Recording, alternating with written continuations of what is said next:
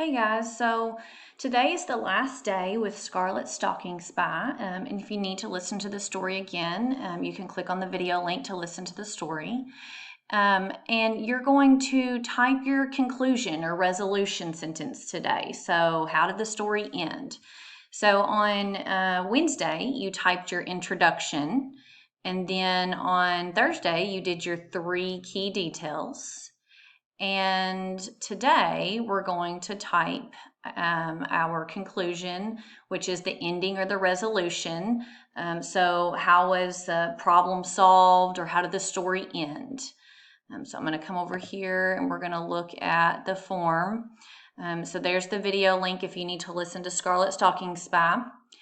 And in your conclusion, I gave you a couple of sentence starters. So you might start your sentence with "in conclusion" and then write a complete sentence telling me how the story ended. Or you might say "at the end of the story." Or you may have your own sentence starter that you prefer to use to wrap up your summary.